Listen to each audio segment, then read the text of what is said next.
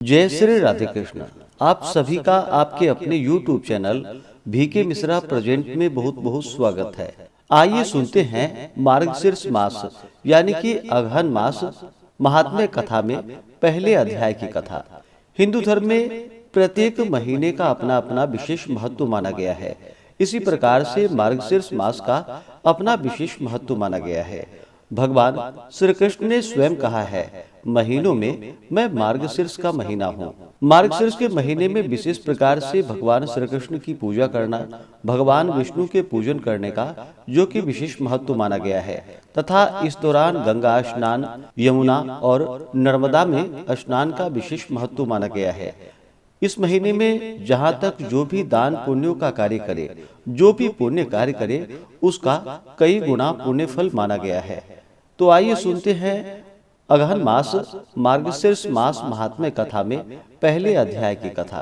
तो बोलिए प्रेम से भगवान विष्णु की जय, माता लक्ष्मी की जय, भगवान श्री कृष्ण की जय, सर्व देवी देवता की जय। श्री सूत जी नैमिषारण्य क्षेत्र के निवासी समस्त ऋषि वृंद से बोले कि हे ऋषि वृंद, प्राणियों के जगत अन्नदाता, भुक्ति और मुक्ति के दाता तथा वसुदेव जी के पुत्र श्री कृष्ण जी के चरण कमलों का मैं वंदन करता हूँ। श्वेत द्वीप में सुख से युक्त लक्ष्मी के पति श्री विष्णु भगवान को नमस्कार किया।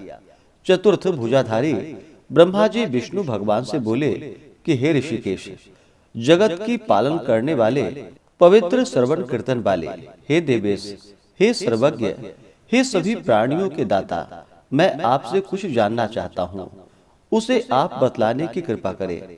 आपने पहले कहा कि मैं मासों में मार्गशीर्ष मास हूँ, इसलिए मैं उस मार्गशीर्ष मास का महात्म्य आपसे जानना चाहता हूँ। हे रमापते, मार्गशीर्ष मास के देवता कौन है, दान क्या है, स्नान किस प्रकार किया जाता है और इसकी विधि क्या है, मार्गशीर्ष मास में क्या करना चाहिए, भोजन क्या करना चाहिए, पूजन, ध्यान, मंत्र जप करने का क्या विधान है। हे अच्युत, यह सभी मुझे बतलाने की कृपा करें। श्री विष्णु भगवान ब्रह्मा जी से बोले, आपने संपूर्ण लोकों की भलाई के लिए बहुत ही अच्छा प्रश्न किया है, जिसको करने से समस्त कार्य करने का फल प्राप्त होता है। हे सूत, समस्त यज्ञ करने का जो पुण्य मिलता है और सभी तीर्थ से जो फल की प्राप्ति होती है, उसी फल की भांति मार्गशीर्ष मास के व्रत करने से होता है। तुला दान करने पर मनुष्य को जो फल प्राप्त होता है, उसी फल की भांति केवल मार्गशीर्ष मास का महात्म्य का पाठ करने से हो जाता है। यज्ञ, वेदाध्ययन, दान आदि तीर्थों में स्नान और संन्यास तथा योग जैसे उपाय करने पर भी मैं मनुष्यों के वश में नहीं हो सकता हूँ। अगर यही उपाय मार्गशीर्ष मास में स्नान, दान, पूजन, ध्यान, मौन, जप आदि करने पर मैं मनुष्य पर प्रसन्न हो जाता हूँ, इसी तरह से अन्य मास में यह उपाय करने पर वांछित फल नहीं मिल पाता है। मैंने तुमसे यह गुप्त बात कही है। सर्वत्र निवास करने वाले देवताओं ने मार्गशीर्ष मास में मेरी प्राप्ति का कारण जानकर अन्य धर्म आदि अपनाने से इस मार्गशीर्ष मास को गुप्त कर दिया।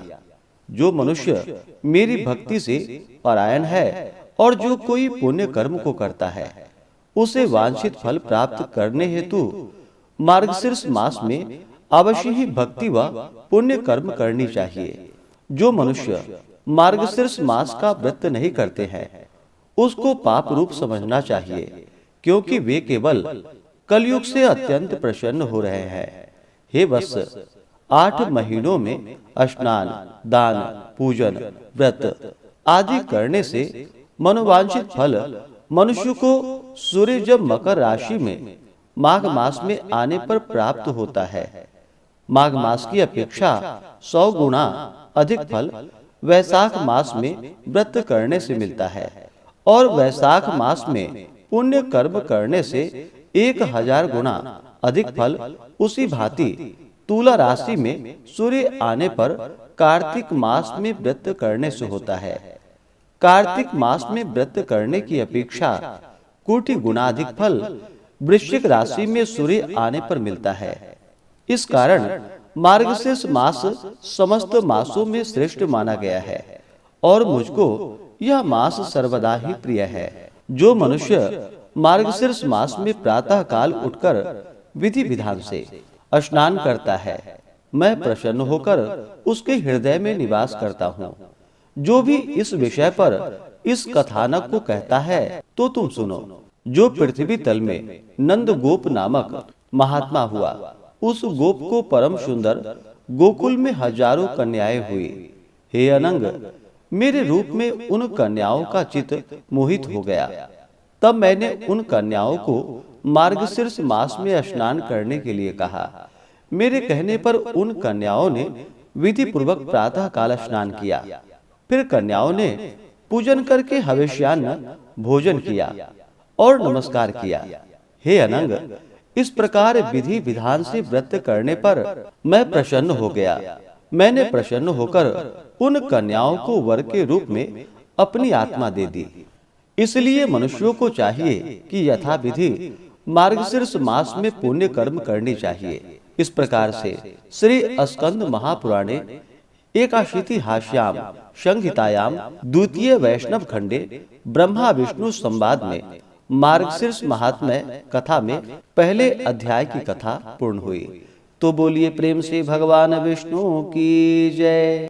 अब सुनते हैं भगवान विष्णु की आरती। ओम जय जगदीश हरे, स्वामी जय जगदीश हरे। भक्त जनों के संकट क्षण में दूर करे। ओम जय जगदीश हरे। जो ध्यावे फल पावे, दुख बिन से मन का। स्वामी दुख बिन से मन का। सुख संपत्ति घर आवे, सुख संपत्ति घर आवे।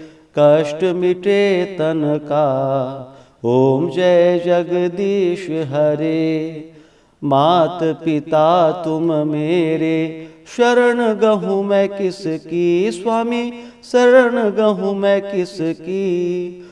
तुम बिन और न दूजा, आस करूँ मैं जिसकी। ओम जय जगदीश हरे। तुम पूर्ण परमात्मा, तुम अंतर्यामी। स्वामी तुम अंतर्यामी। पार ब्रह्म परमेश्वर, पार ब्रह्म परमेश्वर। तुम सबके स्वामी। ओम जय जगदीश हरे। तुम करुणा के सागर, तुम पालन करता। स्वामी तुम पालन करता। मैं मूरख खल कामी, मैं सेवक तुम स्वामी। कृपा करो भरता। ओम जय जगदीश हरे। तुम हो एक अगोचर, सबके प्राणपति। स्वामी सबके प्राणपति। किस विधि मिलूं दया मैं, किस विधि मिलूं दया मैं। तुमको मैं कुमति।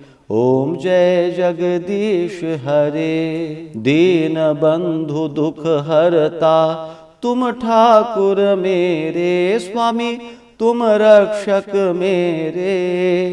अपने हाथ बढ़ाओ, करुणा हाथ उठाओ।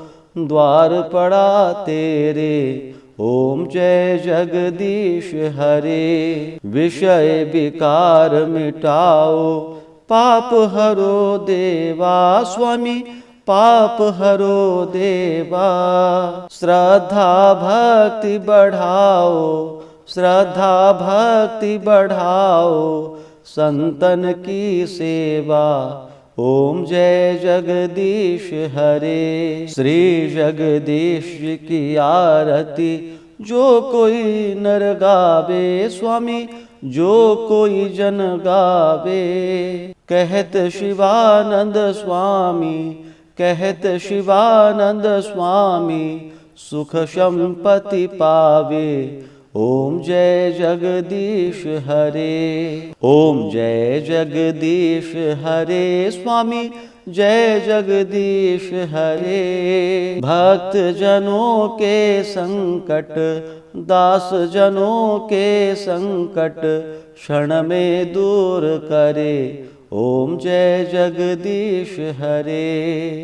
ओम जय जगदीश हरे। ओम जय जगदीश हरे। कर्पूर गौरम करुणावतारम संसार सारम भुजगेंद्रहारम सदा वसंतम हृदयारविंदे भवम भवानी सहितम नमामि। त्वमेव माता च पिता त्वमेव, त्वमेव बंधु च सखा त्वमेव, त्वमेव विद्या द्रविणम त्वमेव, त्वमेव सर्वम मम देव देवा। तो बोलिए प्रेम से भगवान श्री कृष्ण की जय, भगवान विष्णु की जय, माता लक्ष्मी की जय, सर्व देवी देवता की जय। धर्म की जय हो, अधर्म का नाश हो, प्राणियों में सद्भावना हो, विश्व का कल्याण हो, सकल ग्राम समाज की रक्षा हो, गौ माता की रक्षा हो। नमः पार्वती पतये हर हर महादेव शंभो। तो आशा करता हूँ कि यह जानकारी आपको अच्छा लगा हो। इसी प्रकार से ज्ञानवर्धक जानकारियाँ प्राप्त करते रहने के लिए, व्रत पूजा के बारे में जानने के लिए, कथा को सुनने के लिए चैनल पे अगर आप पहली बार आए हैं तो चैनल को लाल बटन दबा करके सब्सक्राइब करें, साथ में बेल आइकन घंटी को दबाएं ताकि आने वाली वीडियो का नोटिफिकेशन आपको समय से मिलता रहे। वीडियो को लाइक करें, शेयर करें। सुखी रहें और स्वस्थ रहें। जय श्री राधे कृष्ण। धन्यवाद।